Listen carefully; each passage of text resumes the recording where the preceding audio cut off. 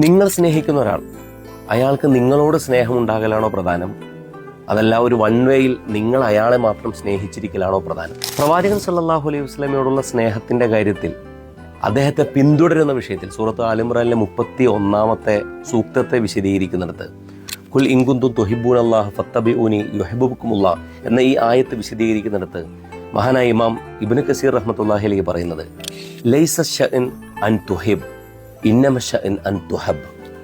നീ ഏതെങ്കിലും ഒരാളെ സ്നേഹിക്കുന്നുണ്ടോ എന്നുള്ളതല്ല പ്രധാനപ്പെട്ട കാര്യം, നീ സ്നേഹിക്കുന്ന ആൾ നിന്നെ തിരിച്ച് സ്നേഹിക്കാൻ നീ അർഹനാണോ എന്നുള്ളതാണ്. പ്രവാചകൻ തിരുമേനി സല്ലല്ലാഹു അലൈഹി വസല്ലമയുടെ ജീവിതവുമായി ബന്ധപ്പെടുത്തിയിട്ടാണ് ഇബ്നു കസീർ റഹ്മത്തുള്ളാഹി അലൈഹി ഇത് പറയുന്നത് എന്ന് നമ്മൾ ഓർക്കണം. നിങ്ങൾക്ക് അവകാശവാദമാകാം ഞാൻ പ്രവാചകനെ സ്നേഹിക്കുന്നുവെന്ന്, പക്ഷെ തിരിച്ച് പ്രവാചകർ നിന്നെ സ്നേഹിക്കാൻ നിന്റെ ജീവിതത്തിൽ എന്തുണ്ട്, നീ എത്രമാത്രം അതിന് അർഹനാണ്, നീ എങ്ങനെയാണ് അദ്ദേഹത്തിൻ്റെ സ്നേഹം പിടിച്ചു വാങ്ങാൻ പറ്റുന്ന രീതിയിൽ ജീവിതത്തെ ക്രമീകരിച്ചിട്ടുള്ളത് എന്നുള്ള ആലോചനയാണ് ഇബ്നു കസീർ റഹ്മത്തുള്ളാഹി അലൈഹി ഈ ആയത്തിലൂടെ അതിനെ വിശദീകരിച്ചുകൊണ്ട് നമ്മളോട് ചോദിക്കുന്നത്.